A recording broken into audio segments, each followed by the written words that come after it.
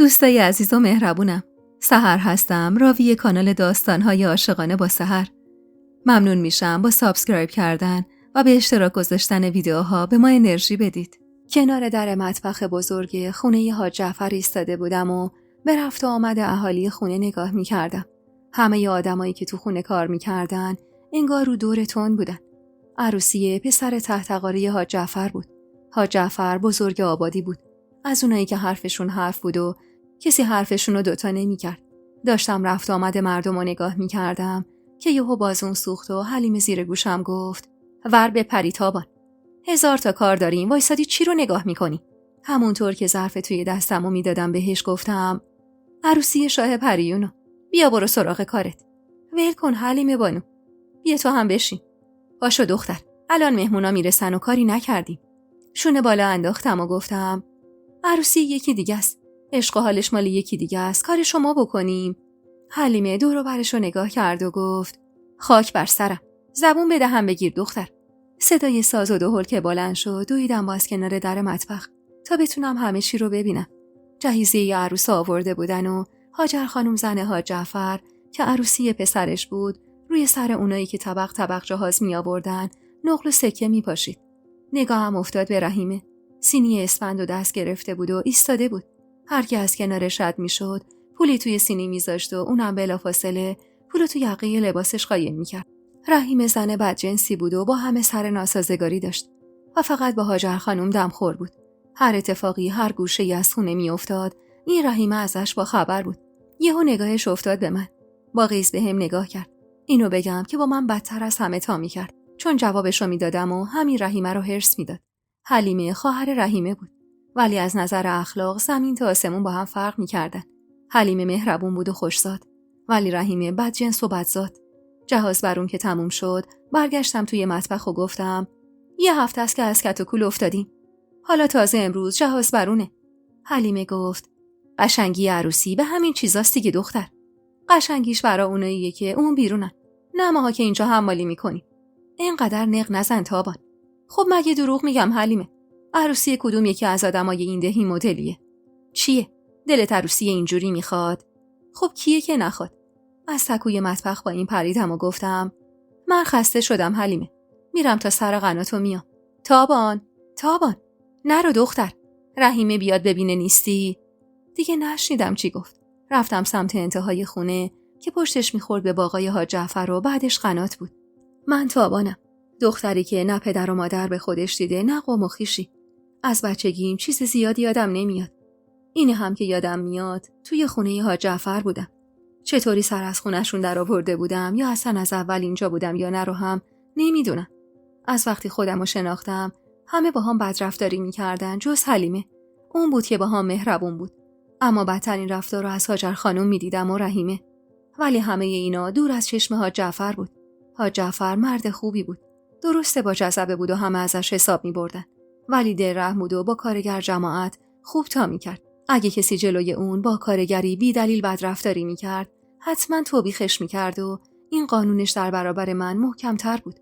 حتی اگه گاهی هاجر خانم تشری بهم می‌زد، بهش گوشزد می‌کرد. کلاً مرد خوبی بود. 5 تا بچه داشت، 3 تا دختر و 2 تا پسر. دخترها رو شوهر داده بود به آدمای سرشناسی از دههای اطراف. پسر بزرگشم دختر کت خدای ده بالا زنش بود و حالا پسر تحتقاریش قرار بود عروس بیاره. من یه دختر 16 ساله بودم. قد بلند با پوستی سفید و موهای مشکی و بلند. دختر قشنگی بودم به گفته دیگران. حلیمه روزی حداقل یه بار برام اسفندود میکرد و میگفت چشم حسودات بترکه. و رحیمه اگه میدید غوری میزد و میگفت حالا انگار چه تحفه‌ایه که واسش هر روز اسفندود میکنی. حلیمه اما میگفت پنجه آفتابه. ماشاءالله بهش. دامنمو بالا گرفتم و از روی پرچین باغ پریدم اون طرف تا برم سر قنات. اهالی همه سرگرم مراسم عروسی بودن و کسی اون طرفا نمی اومد. واسه همین راحت 4 قدمو برداشتم. دامنم رو هم در آوردم و با همون شلواری که زیرش بود و بلوزی که تنم بود رفتم وارد آب قنات شدم. آخه هوا حسابی گرم بود. میخواستم برم تو اون آب خنک بلکه اون گرما رو بشوره و ببره. میدونستم حالا کل اهل روستا خونه حاج جعفرن تا نهار بخورن. جلوتر از قنا قسمتی بود شبیه به حوضچه که آب توش جمع میشد. رفتم اونجا و جیلقم رو هم در آوردم. با یه بلوز آستین کوتاه و شلواری که زیر دامنم میپوشیدم رفتم داخل آب و تا وسطای حوضچه پیش رفتم. تا گردن زیر آب بودم و حسابی داشتم کیف میکردم. چشمامو بسته بودم تا خنکی آب بیشتر به جونم بشینه. تو حال هوای خودم بودم اما که صدای سم اسبی به گوشم رسید. هرزده چشمامو باز کردم. از دور پسر بزرگ حاج جعفر رو دیدم که سوار بر اسب میومد سمت قنات. هیچ جوره نمیتونستم فرار کنم. از هر جایی میرفتم منو میدید. سری از آب بیرون اومدم و هنوز تیکه اول لباسمو نپوشیده بودم که بهم رسید. برگشتم و نگاه کردم. دیدم رسول خان پسر بزرگ حاج جعفر داره بر و بر نگاه میکنه. همه ی اهالی ده میدونستن که این مرد چقدر چشناپاکه و الان من با اون شرایط تنها جلوش ایستاده بودم. از اسب پیاده شد و با همون لبخند چندشش جلو اومد. جلوتر اومد و من عقب رفتم که آروم گفت تنها اینجا چی کار میکنی؟ از شدت ترس زبونم بند اومده بود و جوابی بهش ندادم که بلندتر گفت مگه کری؟ میگم اینجا چی کار میکنی؟ آبتنی آقا. وسط ده نکنه دختر وزیری شاهی چیزی هستی؟ برات نگهبان گذاشتن و اینجا رو غرق کردن تو هم اومدی آبتنی؟ هان؟ بعدم خودش زد زیر خنده و گفت البته واسه من که خیلی خوب شد. تونستم حسابی ببینمت. یهو خونم به جوش اومد و گفتم ساکت شو. با چشمای از حدقه بیرون زده نگام کرد و گفت هوی حواست باشه من کیم و تو کی؟ از خودتم باشه من بهت نگاه کنم. نیست آقا. اینو که گفتم به آنی بهم نزدیک شد و موهامو گرفت و اسبا شروع کرد به کشیدن. سرم که به عقب کشیده شد تو چشمام زل زد و گفت آروم باش. خب اگه آروم نباشی مجبورم خودم آرومت کنم. با وحشت گفتم برو عقب. نرم چی میشه؟ داد میزنم اهالی بریزن سرت. قاقاه شروع کرد به خندیدن و گفت همه سر سفره نشستم به فکر شکمشونن. کسی صداتو نمیشنوه. بعدم کسی نمیاد منو رها کنه دنبال تو رو بگیره. اینا رو گفت و عصبی ادامه داد به حسابت میرسم. صبر داشته باش. و موهامو ول کرد و تا به خودم بیام ترکیه‌ای که تو دستش بود و به ساق پام زد. بدنم خیس بود و سوزشش تا مغز استخونم و سوزوند و هوار کشیدم. لبخندی سرمستانه زد و گفت این یادت بمونه که واسه رسول خان ناز نمی کنن. حیف که کار دارم. وگرنه یهو صدای مردی از پشت سر اومد که گفت وگرنه چی؟ رسول خان ترسیده برگشت عقب. نمیدونم اون مرد از کجا پیدا شده بود چون سر و صدای از اطراف نشنیده بودیم. رسول خان ترکه رو دور دستش پیچید و گفت تو کی رسیدی؟ نمیشناختم مردو. ولی خب پیدا بود مال اون حوالی نیست. لباسای شهری پوشیده بود و همین که من نمیشناختمش نشون میداد مال اونجاها نیست چون اکثر آدمای ده رو من میشناختم. اون مرد بی توجه به رسول خان رو به من کرد و گفت مشکلی هست خانوم؟ رسول دستپاچه گفت مشکلی نیست کارگر ماست. اومده این طرفا برای از زیر کار در رفتن. افتاده تو حوضچه داشت خفه میشد از حوضچه کشیدمش بیرون. چشمم از گفتن اون دروغا گرد شده بود. خواستم حرفی بزنم که باز گفت این دختر زیادی دنبال گللی تللی. عمو تو هم که میشناسی. دلسوز و دلرم. 1000 بار بهش گفتم به کارگر جماعت نباید رو داد. بیا. حالا هم شده این. مرد رو به رسول خان کرد و گفت تا از آب کشیدیش بیرون پسرمون؟ آره دیگه. پس چرا خودت خیس نیستی؟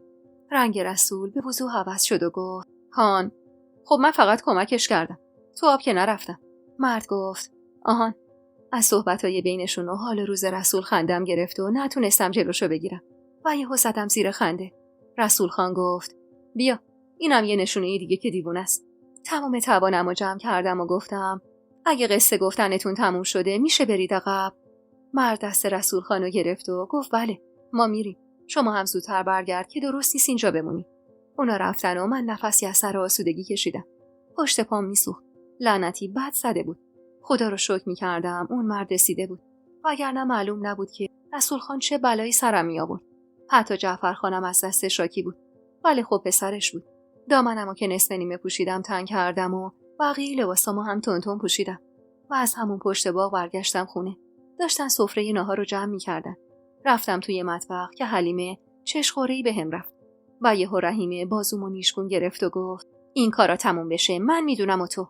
حلیمه کنارم ایستاد و گفت کجا رفتی تو دختر؟ رفتم سر قنات. بهت که گفتم. اونجا چرا رفتی سر ظهر؟ دختر تو چرا اینقدر سرتقی؟ توی آبم که رفتی. موهاتم که خیسه. اگه یکی میرسید و اونجا میدیدتت چی؟ شونه ای واسه حلیمه بالا انداختم و گفتم ول کن حلیمه. اما راستش حالا که از اون موقعیت نجات پیدا کرده بودم، ترس نشسته بود به جونم. اگه رسول دستش بهم خورده بود چی؟ اون وقت چه خاکی به سرم میریختم. حلیمه زیر گوشم گفت مهمونا زیاد شدن. کارمون در اومده. گفتم کاش تموم بشه زودتر. تازه مهمونای شهری هم اومدن. بچه‌های برادر جعفرخان. با این حرف حلیمه یادم اومد که رسول خان به اون مرد گفته بود پسرمو. پس مهمونای جدید اونا بودن. شونه بالا انداختم و نشستم روی سکو. رحیمه دستمو کشید و از سکو آوردم پایین و گفت نبوده حالا هم که اومده مثل مهمون نشسته پاشو رو پاش انداخته. پاشو دختر، پاشو برو ظرفا رو بشور. حوصله کل کل کردن باهاشو نداشتم. واسه همین رفتم پشت مطبخ. دیدم چند نفری دارن ظرف میشورن. منم نشستم کنارشون. یکی از زنای خدمه گفت لااقل دستتو خیس کن. قسمت راست باشه که ظرف شستی. طلبکارانه نگاش کردم و گفتم نکنم چی میشه؟ واسه خودت میگم. رحیم خانوم از دستت کفری بود. باشه تا ابد. بعدم بلند شدم و رفتم گوشه تنها نشستم. پام حسابی میسوخت. دامنمو بالا زدم. رد ترکه زخم افتاده بود و حسابی قرمز شده بود. نامرد بد زده بود. حلیمه از دور منو دید و اومد پیشم و گفت باز که نشستی؟ صدای رحیمه رو نذاشتم حرفشو تموم کنه و گفتم ولم کنید. هی رحیمه. با تعجب نگام کرد و گفت چته تو امروز دختر؟ هیچی حلیمه. دست از سرم بردار. صدای هاجر خانم که اومد همه از جا بلند شدن. کم پیش می اومد هاجر خانم اون سمت بیاد. رو به حلیمه گفت کو این خواهرت؟ نمیدونم خانم جان. کاری دارید بگید من انجام بدم. هاجر خانم کلافه گفت یکی دو نفر رو بردار و بیا اتاق مهمونا. میخوام اونجا رو آماده کنی. فقط خیلی زود. حلیمه گفت چشم الان میم خانم جان. هاجر خانم که رفت حلیمه دست منو کشید و گفت یالا بیا بریم. اینجا که کار نمی‌کنی. لااقل جلوی چشم آدما نباش. و منو بلند کرد و با هم رفتیم سمت ساختمون اصلی. خونه حاج جعفر تنها خونه آبادی بود که برق داشت و سفید کاری شده بود. ما اجازه ورود به مهمون خونه رو نداشتیم. فقط گاهی مثل الان که اجباری بود و کار زیاد بود میتونستیم وارد بشیم. از پشت مطبخ وارد حیاط اصلی شدیم. مهمونا تو حیاط بودن و آدمای جدیدی که اومده بودن از سر و لباساشون پیدا بود کی هستن. میون جمعیت اما چشمم افتاد به مردی که کنار قنات دیده بودمش. کنار محمد پسر کوچیکه جعفرخان که داماد به حساب می اومد و مرد دیگه ای ایستاده بود. حلیمه که متوجه نگاه من شد با آرنج زد تو پهلوم و گفت کجا رو نگاه می‌کنی ور پریده؟ چه سر به هوا شدی تو امروز؟ هاجر خانم که دم در ساختمون بود رو به حلیمه گفت 2 اتاق سمت راستی بالا رو آماده کنید. حلیمه خوب تمیز کنید، نمیخوام حرف و حدیثی باشه. لای رخت خوابا رو هم حتما نگاه کن. حلیمه گفت چشم خانم جان. و هر دو داخل ساختمون شدیم. هر کسی یه کاری میکرد. آدمای مشخص شده برای کار توی ساختمون میتونستن راحت رفت و آمد کنن. ما هم که انتخاب شده بودیم راحت رفتیم سمت طبقه بالا. اتاقی که هاجر خانم گفته بود و دیدیم. حلیمه گفت یکی رو تو تمیز کن، یکی رو من. بعد انگار خودش فهمید از من آبی گرم نمیشه گفت نه غلط کردم. خودم تمیز میکنم، خیالم راحت تره. و اینطور شد که با هم وارد اولین اتاق شدیم. از پنجره پایین رو نگاه میکردم و رو به حلیمه گفتم حلیمه چرا ما زندگیمون با این آدما اینقدر فرق داره؟ چون اونا ننه باباشون با ما فرق داره. چرا ننه باباهای ما نباید مثل اینا بوده باشن؟ ول کن نگیره. اصول دین میپرسی؟ بیا کار کن دختر. کمک حلیمه رخت خوابا رو جابجا کردیم و همونطور که هاجر خانم گفته بود لای یکی از رخت خوابا رو هم چک کردیم.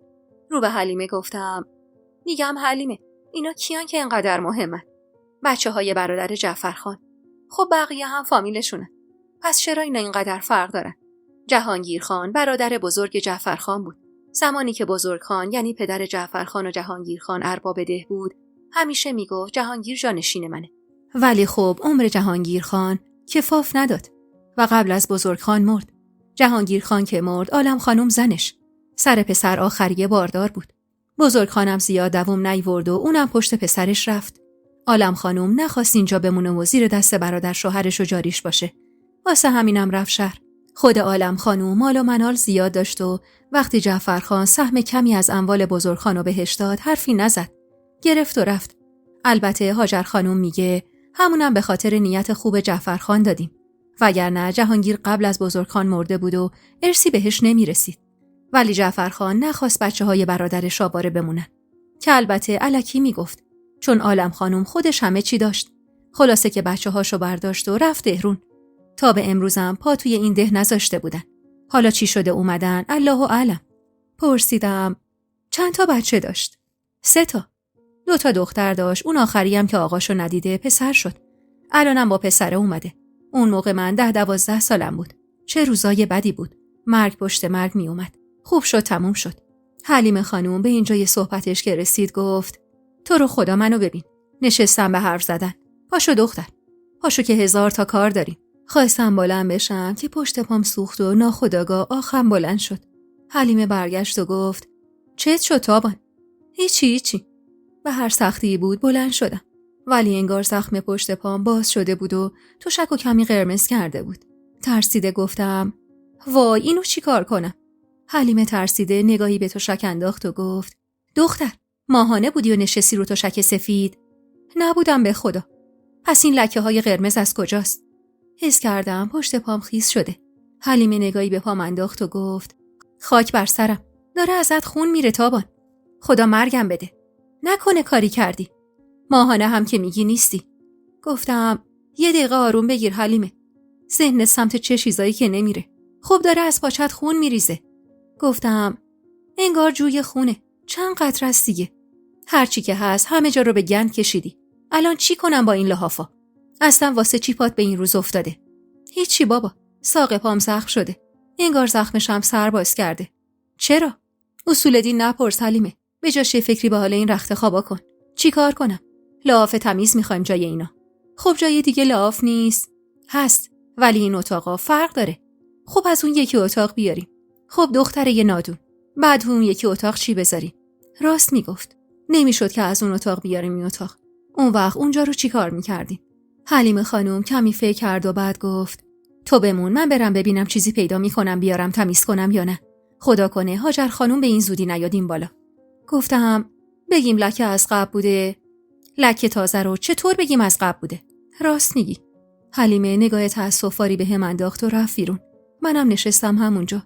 پشت پام همینجور داشت همه جا رو کثیف میکرد. دستمالی که همیشه لای کمر دامنم بود و در آوردم و گذاشتم روی زخم. میدونستم حلیمه مشکل لکه ها رو که حل کنه میاد سراغم که بفهمه چی شده و قطعاً میفهمید که رد ترک است. ولی خب الان نمیتونستم به این چیزا فکر کنم. دستمالو فشار میدادم روی پام و از سوزشش اشکم در اومده بود. تو همون حال بودم که در باز شد و من فکر کردم حلیمه است. ولی یهو چهره یه مردی که صبح سر قنا دیده بودم تو چارچوب در قرار گرفت. نگاهی به من انداخت و نگاهی به پشت سرش و گفت زنمو گفت میتونم بیام تو این اتاق. هاجر خانم حتما حلیمه رو موقع رفتن دیده، فکر کرده کار اتاق تموم شده. انگار متوجه حالت نشستن من شده بود، سری در و پشت سرش بست و گفت مشکلی پیش اومده خانم؟ نه اما پاتون. دامنمو بالا زده بودم تا بتونم روی زخمو بپوشونم. واسه همینم متوجه پام شده بود. دست باشه دامنو کشیدم پایین که گفت نگران نباش، ببینم پاتو. چیزیش نیست آقا. نگاهی به لحاف پهن شده وسط اتاق انداخت و گفت این لکه هم از پای توئه؟ باز یهو در باز شد و این دفعه حلیمه اومد داخل. مرد جوونو که وسط اتاق دید گفت خدا مرگم بده آقا. مرد برگشت سمت حلیمه و گفت خدا نکنه. آقا شما اینجا چی کار میکنید؟ من هول نکن خانم. بذار ببینم چی شده. این خانم انگار زخمی شده. ولی اینجا چی کار میکنه و چرا شما ترسیدید؟ حلیمه ماجرای تمیز کردن اتاق و دستورات هاجر خانم رو واسش تعریف کرد. آخر سرم بهش گفت آقا جان تو رو خدا هاجر خانم چیزی نفهمه وگرنه بیچارمون میکنه. نمیفهمه خانم، نگران نباشید. اینا رو گفت و بعد رو کرد به من و ادامه داد شما خوبید؟ میخواین زخم پاتون رو ببینم؟ دست باشه گفتم نه خوبم. حلیمه این لحاف رو تمیز کن بریم. حلیمه پارچه‌ای روی لحاف کشید و چند باری تمیزش کرد. ولی خب لکه به این راحتی ها نمیرفت. رو به حلیمه گفتم لحاف رو ببریم بندازیم یه جایی که هاجر خانم نفهمه. حلیمه لبش رو گاز گرفت و با اشاره به آقایی که اونجا ایستاده بود گفت تابان. مرد جوان خندید و گفت چی کارش داری خانم؟ آثار جرمو میخواد پاک کنه. فکر خوبیه. من این لحاف رو از صحنه جرم میبرم بیرون. فقط به یه شرط. با تعجب گفتم به چه شرطی؟ که بذاری پاتو ببینم. شاید زخمش عمیق باشه. نگاهی به حلیمه انداختم که چشم به هم رفت و گفت اصلا میخوام بدونم پات چطور زخم شده که من نفهمیدم. اونم زخمی به این شدت. مرد جوون گفت چی میگی؟ برم زنمو رو خبر کنم؟ سری گفتم نه باشه. ببینید، دامنمو بالا زدم و دستمالو از روی زخم برداشتم. نگاهی به ساق پام انداخت و حلیمه گفت خدا مرگم بده، این که رد ترک است. کی زده؟ نگاهی به مرد جوون انداختم که داشت زخمو وارسی میکرد و بی توجه به حرفای حلیمه میگفت یه پارچه تمیز به من بدید. حلیمه دور اتاقو گشت و از توی جعبه پارچه تمیزی بیرون آورد و گرفت سمتش. پارچه رو گرفت و گفت برام عسل بیارید. عسل از کجا آقا؟ یعنی تو این خونه عسل پیدا نمیشه؟ چرا میشه؟ ولی بگو من خواستم. حلیمه رفت بیرون و مرد جوون گفت عجب زنیه، بگو ببینم. کار رسوله. نه، تو اصلا با اون وضع اونجا چی کار میکردی؟ سرمو انداختم پایین و گفتم آب تنی آقا. زبونت هم خوب درازه. رسول اونجا چی کار میکرد؟ نمیدونم، یهو سر رسید. باید به عقلت برسه که وقتی تنها وسط روز میری آب تنی شاید یکی برسه. نه. جوابی بهش ندادم و حلیمه نفس زن خودش رو رسون به اتاق و آروم گفت خدا به هم رحم کنه، 1000 تا دروغ گفتم.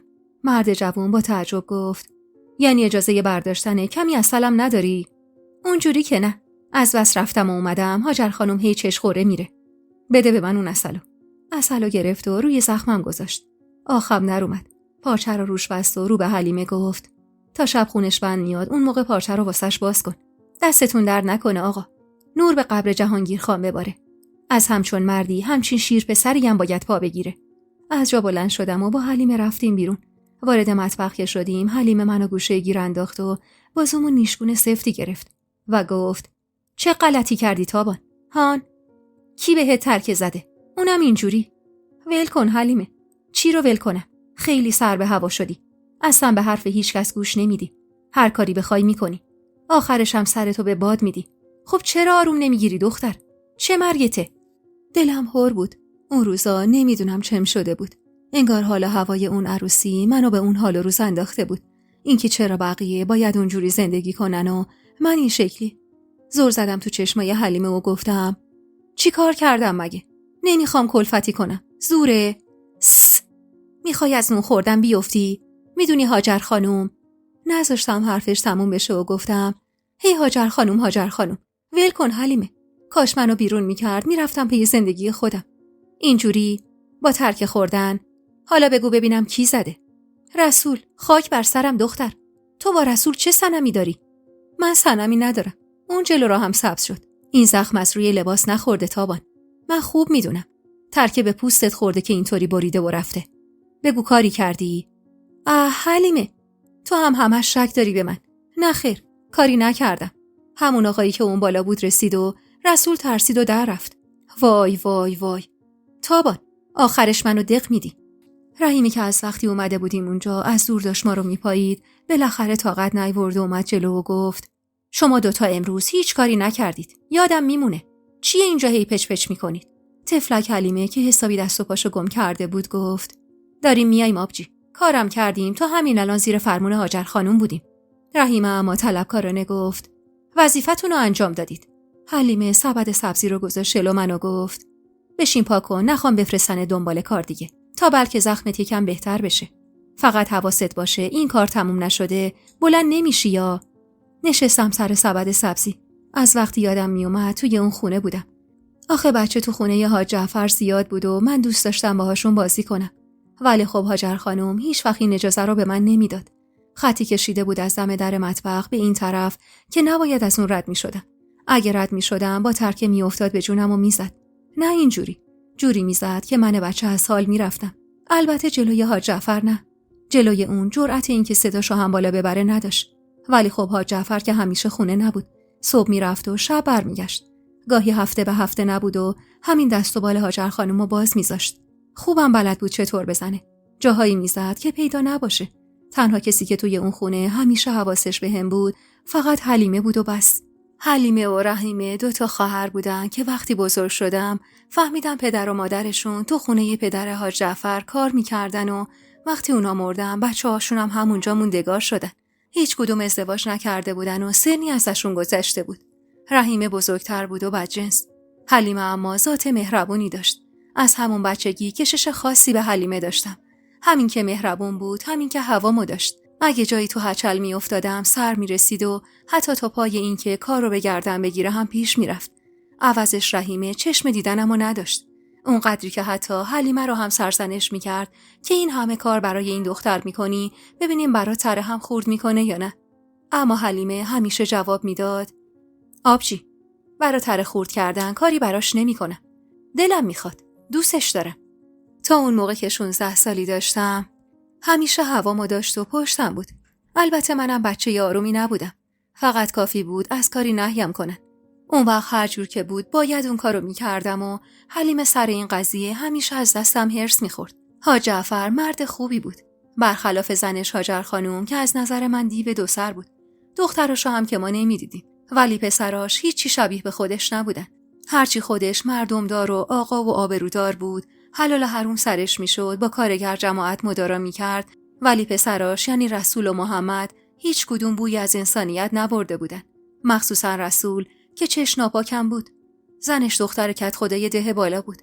زن چاق و هیکلداری بود و توی اون چند سال که عروس حاج جعفر بود 3 بچه دنیا آورده بود و الانم سر بچه 4می حامله بود. و همین باعث میشد دور و بر زنای امارت بیشتر بپلکه. البته که همه این موضوع رو خوب میدونستن، حتی زن خودش، ولی خب کی جرأت داشت به مرد جماعت چیزی بگه؟ مرد باشه، پسر حاج جعفر باشه، زنش هم حامله باشه، دیگه هر چیزی براش مجاز بود. حتی گاهی میشنیدم زنای داخل مطبخ با هم پچ میکردن که هاجر خانم میخواد برای جعفر خان زن به صورت موقت عقد کنه. یکی دیگه شونم میگفت حق داره، این مرد هیچ وقت زن نداره. هر وقت ما این دختر رو دیدیم حامل است. اونم مرد خوب. ولی خود هاجر خانمم میدونست عاقبت همچین کاری چه بلایی به سرشون میاره. چون کت خدای بالا اگه میفهمید خونشون رو تو شیشه میکرد. هرچی که بود رسول آدم درستی نبود. همون محمدم که عروسیش بود درست چشم ناپاک نبود، ولی بی نهایت بدذات بود. اگه کارگر جماعت دستش میافتاد حسابش با کرام الکاتبین بود. البته که حاج جعفرم همیشه از این بابت گله و شکایت داشت. روزایی که حاج جعفر خونه بود بساط قلیونش فقط با من بود. یعنی خودش اینطور میخواست. میگفت دست به آتیشش خوب میره. قلیونی که تابان چاق میکنه نفسش زیاده. هاجر خانم از این موضوع اما راضی نبود. دلیل دشمنیشو نمیدونستم، ولی هرچی بود دلش نمیخواست من حتی توی اون ده باشم. ولی خب حرف حاج جعفر برو بود. گاهی قلیونو که جلوش میذاشتم میگفت بشین همون سر آتیش. هر وقت آتیش سر قلیون کم شد خودت بذار سرش. میشستم سر آتیش و اون قلیون میکشید و من خیره میشدم به سرخی آتیش. گاهی حرفاشو هم با بقیه میشنیدم. همیشه یه خدا شاکی بود از دست پسراشو میگفت والا حق من این 2 پسر نیست. من این اموالو به امید این 2 باید بذارم و سر بذارم رو زمین و بمیرم. بیشتر موقعها هاجر خانم پیشش بود و شاکی میگفت سخت میگیری حاجی، جوونن. جوون خانم، من هم سن اینا بودم، 10 دستم بود. مرگ آقام و برادرم رو دیده بودم. جوونن. والا همه فکر و ذکرم اینه که چطور کارا رو بسپرم به اینا، چون آدم این کارا نیستن. نگران نباش، به خودشون که باشه از پسش برمیان. شما هم اینقدر سرکوف نزن بهشون. محمد بچم که خوب کار میکنه. حاج جعفرم میگفت نکنه بهتره، آبرو تو مردم برام نذاشته. از این دست حرفا بین حاج جعفر و هر کی که پیشش بود زیاد زده میشد و این نشون میداد که حاج جعفر پسراشو لایق جانشینی خودش نمیدونه. سبد سبزیا که از جلوم کنار رفت نگاهمو بالا آوردم. حلیمه بالا سرم بود و گفت باز رفتی تو هپروت، اینا رو که پاک نکردی. خب حوصله ندارم حلیمه، کشتیای مال و تجاره خانم غرق شده. حلیمه خواهش میکنم. خیلی خوب، الان با هم پاکیشون میکنیم. فقط تو بگو ببینم چی شده با رسول خان. همه چی رو براش تعریف کردم و حلیمه با چشمای از حدقه بیرون زده نگام کرد و گفت ای ور بپری تابان، آدم لخت میشه میره تو حوضچه. اخمامو تو هم کردم و گفتم لخت که نبودم حلیمه. یکی بشنوه فکر میکنه کل لباسامو در آورده بودم. فقط یکم لباسای رومو کم کرده بودم. آخه کی میتونه با اون همه لباس بره تو آب؟ اونجوری که سر تا پام خیس میشد و دیگه نمیتونستم برگردم. یه وقت نگی نباید میرفتی تو حوضچه ها؟ حلیمه خب منم آدمم، دلم خواست رفتم. بعدش هم گفتم همه اومدن ولیمه عروسی رو بخورن. چه میدونستم اینجوری میشه؟ بیچاره، اگه رسول خان بهت پیله کنه چی؟ لخت و اورت رو هم که دیده. مشتی به بازوش زدم و گفتم یه جوری میگی لباس تنم نبوده، هر کی نفهمه چی فکر میکنه؟ ول کن دیگه، میگم لباس تنم بود. فقط لباسای رویمو در آورده بودم. حلیمه چشمکی زد و گفت ولی خودمونی. جهان خان خوب زهر چش داشته که رسول ازش حساب برده. گفتم اسم اون آقا جهانه؟ آره دیگه. پس با کیم؟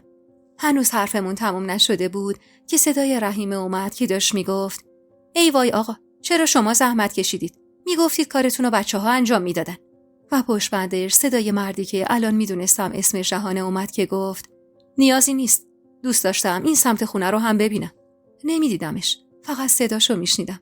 صدای رحیمه اومد که باز گفت اگه چیزی میخوای دستور بدید تا واسهتون مهیا کنم. نه ممنونم. سرکی به داخل مطبخ کشید و گفت همگی خسته نباشید. کم پیش میومد از اهالی خونه کسی بیا سمت مطبخ. آخه این کار رو عیب و عار میدونستن. واسه همینم بود که رحیمه که به اصطلاح دست راست هاجر خانم توی مطبخ بود حسابی هول کرده بود. جهان رو به من کرد و گفت ببخشید خانم، شما میشه یه لحظه بیاید؟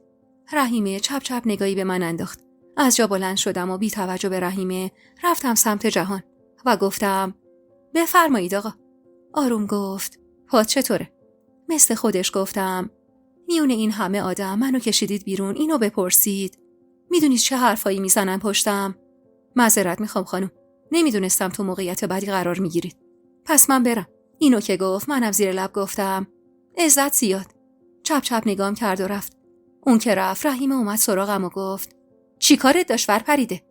چشم ابروی اومدم و گفتم اگه میخواست که تو بدونی حتما جلو روت میگفت. ببین دختر، زبونت زیادی دراز شده. آخرش گفتم هان، آخرش چی میشه؟ بیرونم میکنی؟ حلیمه منو کشید عقب و گفت دهن به دهن نذار دختر، یه ذره دندون به جیگر بگیر. خلاصه که اون شبم گذشت و روز بعد روز عروسی بود. از همه جا مهمونا می اومدن و واقعا اونقدری کار داشتیم که وقت نمیشد حتی کلامی حرف بزنیم. عروس و قبل از نهار آوردن خونه حاج جعفر. نهارم همه مهمون حاج جعفر بودن. خوبی عروسی اما این بود که دارا و ندار نداشت. همه سر سفره میشستن و کل آبادی غذای مفصلی میخوردن. سفره مهمونای اصلی که جمع شد و بقیه هم غذاشونو خوردن، نشستم روی سکوی دم در مطبخ و گفتم به خدا از کت و کول افتادم. حلیمه کنارم نشست و گفت واقعا خوبه که تموم میشه. به خدا هلاک شدیم. گفتم تموم؟ مگه تمومی داره؟ تازه امشب مکافاته. حلیمه گفت اما من امشب رو دوست دارم، چون همش بزن و برقصه. زن محمد از فامیلای هاجر خانوم بود. خواهرزادش بود و واسه همینم حسابی کپکش خروس میخون.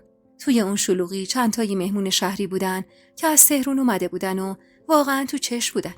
یکی جهان و مادرش عالم خانوم بودن و 2-3 نفر دیگه که دوستای حاج جعفر بودن. اونا بالای مجلس نشسته بودن و از همون بالا مراسمو میدیدن. اون شب سفره شام که جمع شد حوصله سر و صدا رو نداشتم و پناه بردم به پشت مطبخ. اونجا و اون شب کسی کاری به کار من نداشت. یعنی نبودنم کسی رو به شک نمینداخت. نشستم رو تنه خشک درختی و دستامو زدم زیر چونم. جای جای خونه رو آتیش روشن کرده بودن و به در و دیوارا فانوس زده بودن. پاهامو دراز کردم و خش و قوسی به بدنم دادم. 4 قدمو از رو سرم برداشتم و موهامو باز کردم. احساس راحتی خوبی داشتم که یهو حس کردم کسی داره میاد سمتم. خواستم 4 قدمو به سرم بکشم که صدایی گفت میکشی آخر منو با این موها. صدای رسول بود. ترسیده بلند شدم. خواستم برم سمت در مطبخ که دستمو از پشت گرفت و گفت ساکت باش خوب. گفتم ولم کن. ولت میکنم. ولی دوباره گفتم ولم کن دیگه. چموش بازی در نیار دختر. حوث ترکه کردی دوباره. برو کنار. دستشو از پشت دور شکمم حلقه کرد و زیر گوشم گفت امشب همه عشق و حال دارن. من نداشته باشم؟ اونم با تو؟ اینا رو گفت و نفس عمیقی کشید و گفت لعنتی، عجب بویی میده موهات. با حرص و تقلا گفتم برو عقب وگرنه جیغ میزنم. بزن، صدات به هیچ جا نمیرسه. نمیشنوی همه در حال بزن و برقصن؟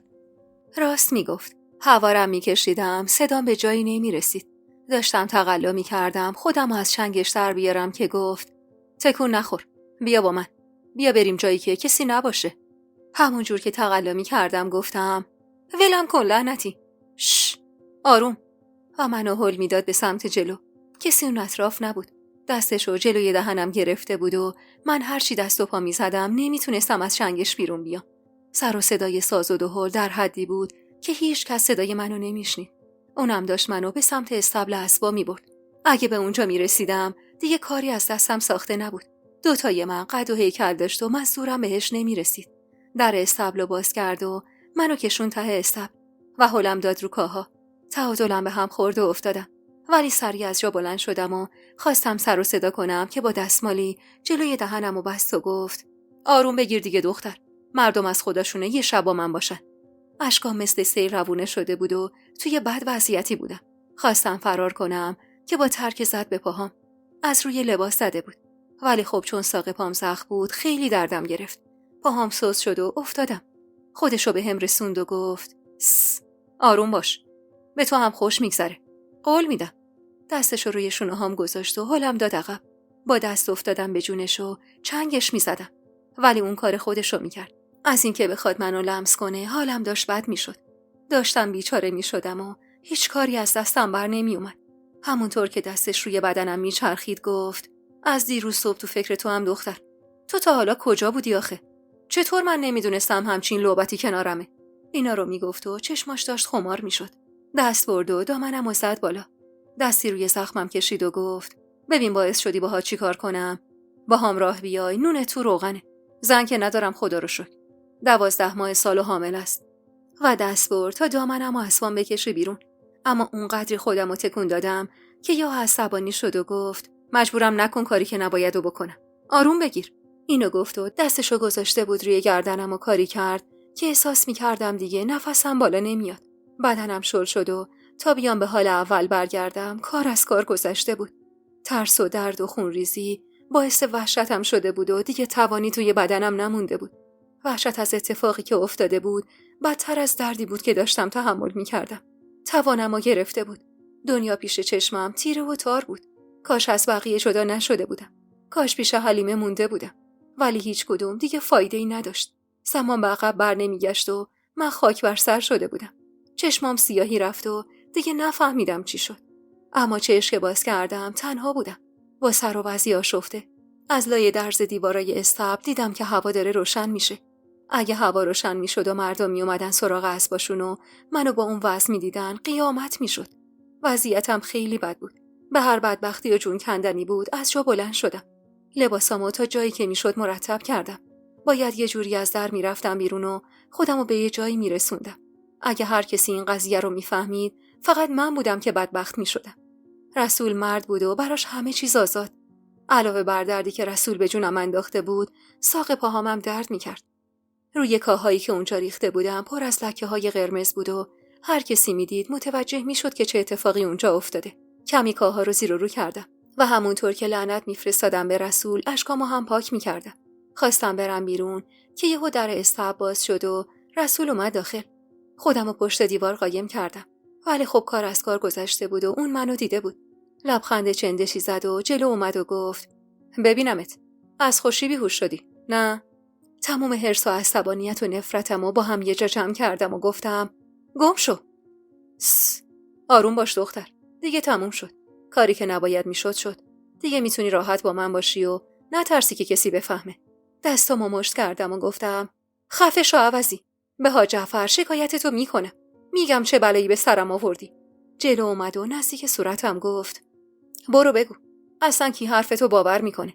تازه بکننم. خیال کردی من چی میگم؟ هان. میگم بس که سوسه اومد. میگم بس که لباساشو در آورد و خودشو نما نما کرد جلو. منم نتونستم خودمو کنترل کنم. توفی جلوی پاش انداختم و گفتم تو یه آشغالی. آشغال. ببین اینا رو. ول کن. هر شبیه همینجا جای خوبیم بود. دست گذاشتم روی سینه‌ش و هلش دادم عقب که یهو دستمو از پشت گرفت و زیر گوشم گفت این بار دومی بود که با دختری. نذاشتم حرفش تموم بشه و گفتم خفه شو. خفه. فهمیدی؟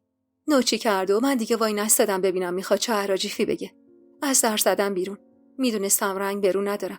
اشکام میریخت و لنگون لنگون میرفتم سمت اتاقی که با حلیمه اونجا میموندیم. کسی توی حیاط نبود خدا رو شکر. اول باید سر و صورتمو تمیز میکردم. از کناره دیوار میرفتم تا کسی از داخل ساختمون منو نبینه. نزدیک حوض وسط حیاط بودم که آب قنات میومد و توی اون حوض جمع میشد. برای شستشو مشتی آب برداشتم و به صورتم زدم.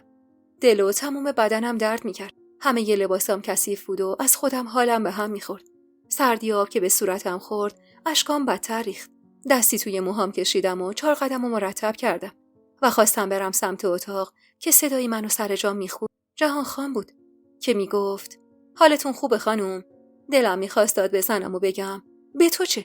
به تو چه مردک؟ اما برنگشتم تا یه وقت صورتمو نبینه و همونطور که میرفتم گفتم خوبم آقا. باز راه افتادم ولی باز صداش اومد که گفت حالت چطوره؟ انگار هنوز خوب نشده. میخوای داروی گیاهی از کسی بگیرم واسط؟ نه آقا، نیازی نیست. خوبم. خودم بلدم دارو بذارم. نمیدونم چرا حرصم و سر اون خالی میکردم. جلوی چشمام داشت سیاهی میرفت و هر آن ممکن بود با سر به زمین بخورم. چیزی هم تا ساختمون فاصله نداشتم. واسه همین به زور خودم و سر پا نگه داشته بودم. دیگه صدای اما از جهان نمی اومد. به در اتاق که رسیدم دست به دیوار گرفتم و نشستم. انگار کمی خون به مغزم رسید. سیاهی جلوی چشمم کم شد و تک و توک آدمایی توی حیاط رفت و آمد می‌کردن که نباید منو می‌دیدن. اونم با اون حال و روزی که من داشتم. به هر بدبختی بود بلند شدم و رفتم تو اتاق. حلیم خوابش سبک بود و اون موقع روز وقت بیدار شدنش. انگار خواب و بیدار بود چون منو که دید وسط تشک نشست و گفت درد بگیری تابان. کجایی تو دختر؟ نتونستم سر پا بمونم و همونجا نقش زمین شدم و فقط صدای حلیمه رو میشنیدم که میگفت خاک بر سرم تابان. تابان؟ چته دختر؟ ای خدا! خواست از در بره بیرون که تمام توانم رو جمع کردم و گفتم نرو. نشست و گفت دردت به سرم. چته؟ تو دیشب کجا بودی؟ هان؟ انگار فهمید حالم خوب نیست و وضعیتم هم خرابه و نباید چیزی به هم بگه که سرم رو روی بالش گذاشت و آروم گفت تو همینجا بمون، من الان میام. دستش رو گرفتم و گفتم به کسی نگو. باشه نمیگم. حلیمه که رفت چشمامو بستم. درد داشتم و جونی توی دست و پام نبود. حلیمه چیزی نگذشته بود که برگشت و سرمو بلند کرد و گفت بیا جونم، بیا اینو بخور. آب بود ولی شیرین. انگار شیرینیش باعث شد کمی جون بیا تو دست و پام. حلیمه سرمو روی زانوش گذاشت و گفت تابان چی شده؟ بلایی سرت اومده؟ کجا بودی تو دیشب؟ هان؟ حرف بزن که جون به سر شدم. صدای رحیمه اما از بیرون اومد که صدا میزد حلیمه کجایی؟ 1000 تا کار داریم، تو هنوز خوابی؟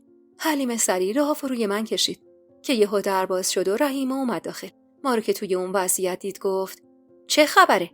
حلیمه برگشت و گفت هیچی آبجی، انگار چاییده، حالش خوش نیست. رحیمه یه جوری نگام کرد و گفت وسط تابستون. حلیمه تفلک شونه‌ای بالا انداخت. من چه بدونم آبجی؟ یالا بیا کمک، 1000 تا کار داریم، الان صبونه عروس رو میارن. باشه آبجی، شما برو، منم الان میام. رحیمه که رفت حلیمه گفت تابان تو بخواب، من میام. خب. سری تکون دادم و اون رفت بیرون. اشکام بی‌محابا میریخت. شب قبل اتفاقی که برای زن محمد افتاده بود واسه من 100 پله بدترش پیش اومده بود و حالا واسه اون صبونه می آوردن و من از زور درد به خودم میپیچیدم و جرأت این که به کسی بگم و هم نداشتم. باز برگشته بودم سر خونه اول. اینکه چرا باید اینقدر فرق باشه بین من و اون آدما؟ مگه نه اینکه هممون آدم بودیم؟ پس چرا این حال و روز من بود؟ به هر بدبختی بود خودمو از تو رخت خواب بیرون کشیدم و به دیوار پشت سرم تکیه دادم. میدونستم رسول آدم ناپاکیه، ولی خب این که بخواد بیا سراغ دختر دست نخورده واقعا تو تصورم هم نمی گنجید. یعنی فکر نمی کردم تا این حد پست باشه، چون رسول خودش خوب میدونست اگه بخواد بره سراغ دختر دست نخورده و این خبر به گوشه ها جعفر برسه روزگارش رو سیاه میکنه.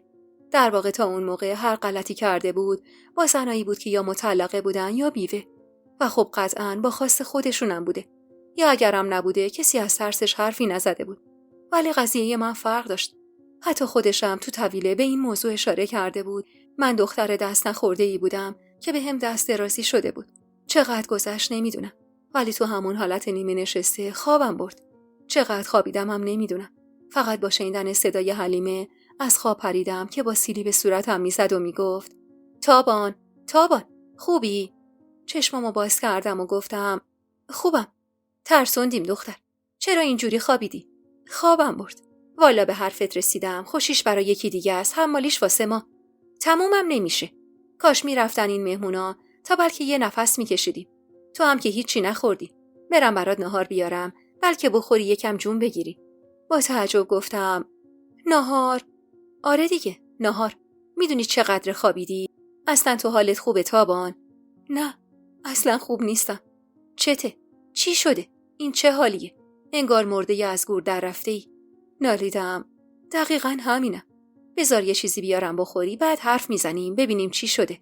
حلیمه که رفت برای آوردن نهار، در باز شد و رسول مثل دزد اومد داخل. با دیدنش وحشت زده تو خودم جمع شدم و گفتم تو اینجا چه غلطی میکنی؟ یواش، انگار سر کو وایساده. ببین، اگه دهن باز کنی یا حرفی بزنی من میدونم و تو. فهمیدی؟ از اون حالت مچاله در اومدم و براق شدم تو سینه‌ش و گفتم اگه صلاح بدونم دهن باز میکنم و حرف میزنم. باشه. اخماشو تو هم کشید و گفت ببین منو، اگه زبونت به چرخه و گفتم هان چی میشه؟ اون روی سگ منو بالا نیار. گفتم اون روی سگ تو رو دیشب دیدم، مگه بدتر از اونم هست؟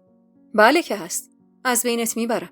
زیر لب گفتم به درک اسفل از سافلین. انگار دید و من نمیتونه از در تهدید وارد بشه، زبونشو نرم کرد و گفت ببین دختر، من اربابم و تو رعیت، با هم راه بیا.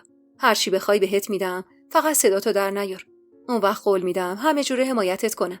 صدای حرف زدن حلیمه می اومد و رسول ترسیده گفت حرفی بزنی زبونتو از حلقومت میکشم بیرون. لایه در رو باز کرد و انگار موقعیت مناسب بود که سری رفت بیرون. چند دقیقه طول نکشید که حلیمه با ظرف غذا برگشت و اونو گذاشت جلوم و گفت بخور جونم، بلکه یکم جون برگرده به دست و پات، ای نه روح شدی. بعدم نگاهی به من انداخت و ادامه داد تو چته تابان؟ انگار که با کسی دعوا کردی، صورتت سیاه شده. نمیدونستم چی کار کنم. اگه میگفتم به حلیمه قبر خودمو کنده بودم. میدونستم که رسول دست بردار نیست و حالا به هر طریقی باشه منو اذیت میکنه. چیزی هم نبود که بتونم سرسری ازش بگذرم. اون مرد بود و کارشو کرده بود و تموم. ولی من چی؟ دختری بودم که دخترونگیمو از دست داده بودم و این لکه ننگی بود روی پیشونی. مقصرم اول و آخر رسول بود، ولی بی آبرویش واسه من بدبخت و من نمیتونستم اینو قبول کنم. این که بخوام به خاطر یکی دیگه تا عمر دارم عذاب بکشم. دست حلیمه رو گرفتم و گفتم حلیمه، هان چیه؟ چی شده تابان؟ چرا حال و روز تو اینطوریه؟ گفتم یه اتفاقی افتاده. چی شده؟ کاری کردی؟ واسه کسی اتفاقی افتاده؟ نه، یعنی اتفاقی افتاده، ولی درست حرف بزن دختر، جون به لبم کردی. دو دل بودم. حلیمه اگه میفهمید قطعا منو مقصر میدونست. به هر حال میدونست که رسول سر قنات منو با اون لباسای کم دیده. لباسایی که به خاطر رفتن توی آب جوری به هم چسبیده بود که تمام جونم پیدا بود و همینو بهونه میکرد برای هوایی شدن اون به اصطلاح مرد. دست حلیمه رو ول کردم و گفتم هیچی حلیمه، ولش کن. یعنی چی ولش کن؟ دیشب یهو غیبت زد تا صبحم که نیومدی. حالا هم که این حال و روزته. انگار یکی مفصل کتکت زده. نالیدم. کاش زده بود حلیمه، کاش زده بود. چی میگی دختر؟ نباید میگفتم. اگه حرف میزدم قطعا من مقصر میشدم. اما خب من یه دختر 16 ساله بودم و بهم دست درازی شده بود. اونم مردی که حداقل 12-13 سال از خودم بزرگتر بود. من نمیتونستم تا آخر عمرم به خاطر هوس اون مرد عذاب بکشم. قطعا از شب قبل زندگی من دیگه عادی و معمولی نبود. حلیمه منو از فکر و خیال بیرون آورد و گفت تابان، داری میترسونی. گفتم نه ترس حلیمه، چیزی نیست. دلم گرفته فقط. چی بگم والا؟ هیچ چیت که مثل آدمیزاد نیست. بخور تا بیام ظرف تو ببرم. حلیمه که رفت بیرون چند تا قاشق غذا خوردم و باز خوابیدم. تا 2 روز کارم همین بود و به بهونه چاییدن از اتاق بیرون نمیرفتم. همون روز اولم وقتی که حلیمه نبود لباسامو عوض کرده بودم که متوجه اون لکه‌های قرمز روی لباسم نشه. توی اون 2 روز به همه چی فکر کرده بودم، حتی به این که از اونجا فرار کنم و برم. ولی تهش میرسید به این نتیجه که کجا برم. هر جایی میرفتم و میخواستم زندگی عادی رو پیش بگیرم، دست آخرین رسوایی برملا میشد. بارها و بارها تصمیم گرفتم به حلیمه بگم، ولی میدونستم اونم مثل همه زنای ده بالاترین توصیه‌اش اینه که خفه خون بگیرم. صدام در نیاد و واسه اینکه رسوایی رو نشه تا آخر عمر ازدواج نکنم. ولی من همیشه راه نجاتم از اون وضعیت رو ازدواج با آدمی که دوستش داشتم میدونستم. کسی که بیاد و منو با خودش ببره تا دیگه مجبور نشم کلفتی اون جماعتو کنم. اما حالا انگار همه امیدام دود شده بود و به هوا رفته بود و تنها یه راه وجود داشت. اونم خفت کردن رسول بود. آره، باید گیرش مینداختم و میفهمید که من آدم گذشتن از اون جنایت نیستم. روز سوم از اون شبشون بود که مهمونایی که واسه عروسی اومده بودن بالاخره برگشتن و خونه خلوت شد. لباسای مرتبی پوشیدم و موهامم مرتب کردم و رفتم سمت مطبخ. تصمیم گرفته بودم کاری کنم که پام باز بشه به ساختمون اصلی. من نمیتونستم عزا بگیرم و بشینم و ببینم که چی میشه و رسول صاف صاف واسه خودش بگرده. دختر خوشگلی بودم و از لحاظ جسته هم قد بلند و توپر. نگاه مردا رو گاه و بیگاه روی خودم حس میکردم و باید از همین راه پیش میرفتم تا بتونم حقمو بگیرم. وارد مطبخ که شدم، رحیمه با طعنه گفت: به به، چه عجب تابان خانم، به تخت و تاج خوابیدی انگار زن زاو. یهو دلم ریخت، ولی خودمو نباختم و گفتم: مریض بودم رحیمه خانم. خوبه به حلیمه هم گفتم. مگه بقیه مریض نمیشن؟ همه اینجا مریض میشن، ولی دست از همه چی که نمیشورن. حلیمه که اون کنار ایستاده بود منو کنار کشید و گفت: جوابشو ندی نمیگن لالی، تو رو خدا ساکت باش. گفتم: اما اگه ندم شاید بگن.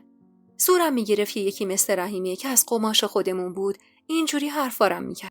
اون روزا تصمیم گرفته بودم از اون موقعیت استفاده کنم. یعنی فکر نکنم برام ضرر شده. میخواستم به عنوان یه منفعت بهش نگاه کنم. آخه من کسی رو نداشتم که بخواد دلش به حالم بسوزه یا اینکه پشتم بایسته. پس باید خودم به داد خودم میرسیدم. باید راه به ساختمون اربابی باز میکردم و از اونجا امثال رحیمه رو نیش میزدم. میدونستم شاید زمان بر باشه، ولی به خودم اعتماد داشتم. اون روز کارا که تموم شد رفتم از پشت مطبخ سرکی به حیاط کشیدم. هاجر خانومو دیدم که با زن محمد و زن رسول توی ایوون نشسته بودن. اون موقع روز توی ایوون هوا خنک بود. هاجر خانوم لم داده بود به پشت سرش و پاهاشو دراز کرده بود. زن رسولم که اینه یه توپ قلقلی میمون با باد بزنی خودشو باد میزد و زن محمدم چنان با فیس و افاده نشسته بود انگار دختر صدراعظم ایران بود. مگه من چیم کمتر از اونا بود که نمیتونستم مثل اونا زندگی کنم؟ باید آروم آروم پیش میرفتم. سخت بود، چون اول از همه باید با رسول کنار میومدم. حتی به این فکر کرده بودم که اگه رسول منو کنارش نخواست که بعید میدونستم میتونستم تهدیدش کنم که به حاج جعفر میگم. حاج جعفر منو دوست داشت و احتمال میدادم اگه بفهمه پسرش چه بلایی سر من آورده شاید فکری به حالم میکرد. هرچند از اون ورم ممکن بود با بی آبرویی از ده بیرونم کنن. خلاصه که احتمال هر چیزی بود، ولی اول از همه باید با جعفر پیش میرفتم. خودش گفته بود با هم راه بیای هر چی بخوای رو بهت میدم. درسته ازش متنفر بودم، ولی میتونست شاه کلید ورود من به زندگی باشه که آرزوشو داشتم. نباید میذاشتم این اتفاق باعث بدبختیم بشه. باید ازش به عنوان یه پله ترقی استفاده میکردم. صدای حلیمه باعث شد دست روی سینم بذارم و بگم: وای حلیمه، قلبم از حرکت وایساد. چی رو دید میزنی دختر؟ هیچی به خدا. امان از دست تو تابان، امان. حلیمه پاپیچ بود. میدونست یه اتفاقی افتاده، ولی نمیتونست حدس بزنه چی. یعنی به مغزشم خطور نمیکرد که چی شده باشه. اون روز گذشت و خبری از مردا نبود. از حرفای زنای توی مطبخ فهمیدم که حاج جعفر همراه محمد رفته شهر و رسولم توی باغای بالاده بالا سر کارگراست. یکی از زنا با حالت مسخره‌ای گفت: رسول چند تا زن با خودش برده، الله اعلم.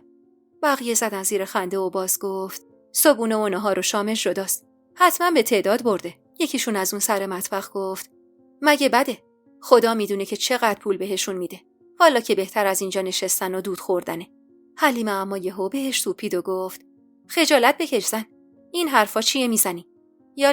یالا همتون برید سر کارتون و حواستون به کار خودتون باشه. رحیمه روزایی که حاج جعفر نبود پیش هاجر خانم میموند و اصلا سراغ مطبخ نمیومد. واسه همینم حلیمه اختیاردار میشد. یکی از زنا گفت: محمد خان تازه عروسشو گذاشته و رفته شهر. انگار این دوتا برادر برعکسن. هرچی اون سیرمونی نداره این یکی خیلی زود سیر شده. یکی دیگه هم با حالت مسخره‌ای گفت: نه ترس جونم، اینا همون یه بار بچه‌شون میشه و تمام. یادت رفته زن رسول خان اصلا ماهانه نشد بعد از عروسیش، فوری آبستن شد. آره آبجی یادمه. با این حرفاشون ترس افتاد به جونم. نکنه منم آبستن بشم. اون وقت باید چه خاکی تو سرم میریخت. سعی کردم از اونجا دور بشم تا دیگه حرفاشونو نشنوم. باید یه جوری خودمو تو دید رسول قرار میدادم و طبق نقشه پیش میرفتم. اگه یه هفته پیش بهم میگفتن یه روزی دنبال رسول میافتم، 1000 تا فحش به کسی که گفته بود میدادم. ولی حالا حالا زمونه بد با هم تا کرده بود. اما من نمیخواستم باهاش بد تا کنم. به دور از چشم حلیمه راه افتادم به سمت باغای بالاده. میدونستم که رسول تنها کسی بود که حاج جعفر برای بالا سر کارگر بودن بهش اعتماد کامل داشت. با کارگرها خوب تا می‌کرد و کارگرها هم حسابی دوستش داشتن. ولی خب باید خودش بالا سر کار می بود، وگرنه کارگر جماعت ممکن بود از زیر کار در بره. هرچی که بود من نباید اجازه میدادم که رسول بفهمه من دنبال اونم. باید یه جوری اونو میکشوندم طرف خودم. در واقع باید با دست پیش میکشیدم و با پا پس میزدم. باقی که کارگرها توش بودن و پیدا کردم و چشم گردوندم تا اینکه زیر سایه بزرگترین درخت دیدمش. خوابیده بود و دستش رو روی چشماش گذاشته بود. پشت سرش یه پرچین بود که باغ بغلی رو از اون باغ جدا میکرد. رفتم توی باغ پشتی و شروع کردم به سبزی چیدن. همونطورم آروم آروم آواز میخوندم و سعی میکردم دقیقاً پشت جایی باشم که رسول خوابیده بود. صدامو هم هی کوتاه و بلند میکردم. خیلی طول نکشید که حس کردم کسی روی پرچین نشسته. باید جوری وانمود میکردم که انگار نمیدونستم اون اونجاست. از کارایی که میکردم هیچ خوشم نمیومد. حتی اینکه نقشه کشیده بودم تا رسولو بکشم سمت خودم برام یه کار نفرت انگیز بود. ولی خب چاره‌ای نداشتم. دو حالت داشت اون قضیه. یا اینکه همه میفهمیدن چی شده و تابان میشد یه دختر دست خورده ناپاک که هیچ کس سراغش نمیومد مگه پیرمردای زن مرده، یا هیچ کسی چیزی نمیفهمید که خب برای اینکه کسی نفهمه من تا آخر عمر باید تنها میموندم، چون در هر حال رسوا میشدم و رسول در هیچ حالتی نه مقصر میشد نه خلالی توی زندگیش ایجاد میشد. تمام آرزوی من ازدواج با آدم درستی بود که بتونه منو از اون موقعیت نجات بده، که دیگه کلفت و نوکر نباشم.